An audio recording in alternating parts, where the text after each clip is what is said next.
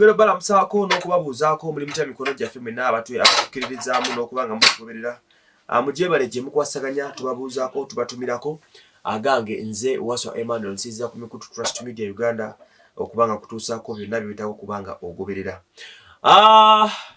Beaver Organic Access Building ejja kujjanjaba endwadde zonna ezikuluma pressure ulcers byonna bisigadde ebyo ate nga akozesa obujjanjabi obuli ku organic.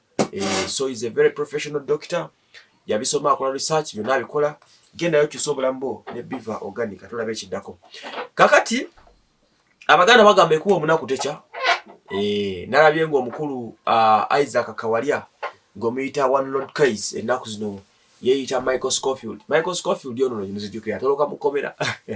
Kati ono simanyi ngeri gyatoloseeyo kubanga baatadde muti. Owe kitegedde bulungi simanyi ngeri gyatolose kitalya. Ne anyway just ekikulu buli mu addembe okuyita erinnya ly'abayagala. Michael Scofield case ono yavudde n'awanjaga nti ekkomera limukoseza nnyo limuyisiza bubi oluvannyuma lw'okubanga yakuyinza okudda wano Kampala nga ennyumba ye mwasula ne baganda be emenyeddwa.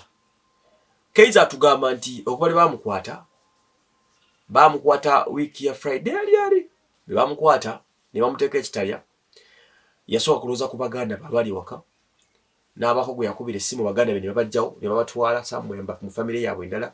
Jjukira Kaizi baganda be yabeera nabo kubanga mama we yafa kati yalina responsibility alabika ye first born.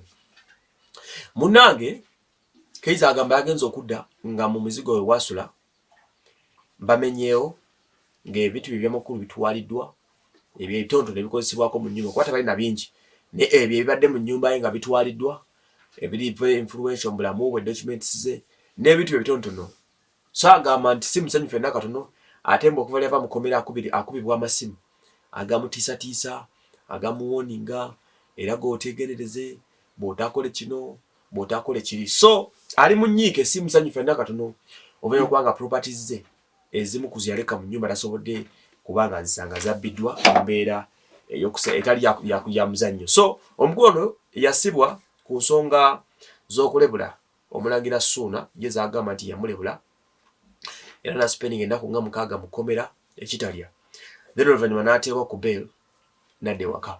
Naye agenda okudda ng'emmaali y'emu ku yeetwaliddwa era ng'agamba si musanyufu era agamba nti obulamu bwe bwonna tayagaliza muntu kugenda mu kkomera era agamba nti buli amunyiiza amusonyiwa. Nga tayagala kukyogera nti yasonyiwa Ssuuna wabula yagamba nti buli amunyiiza yakola kimu kyakumusonyiwa oba okitegeera bulungi nnyo. So tukusabira mukulu munnaffe One Lord Case ebintu bikutambulire balabala sana waleme okubaawo ekiddamu okutaataganya ekkomera si ddungi obeera ng'oge mazima ziruziru naye tukusabira ebintu bikutambulire bulungi nnyo ate omusango osooka nga ogw'otabuva gugwe n'ebintu biwagula oddemu obigule kubanga ate munaye okubbira ebintu by'oku myaka emito egyo tekiba kirungi yadde n'akatono. So bwakutyo omukulu One Lord Case ebintu bye baabibba mu nnyumba tontono ebikozesebwako tiyabitumenyera bulungi naye yatugamba byabbibwa oba okitegeera bulungi. Of course oba osubira TV ng'eyo kubanga etwaliddwa empapula ze ndoza ze yasomerako ne ziba nga zibulankanyizibwa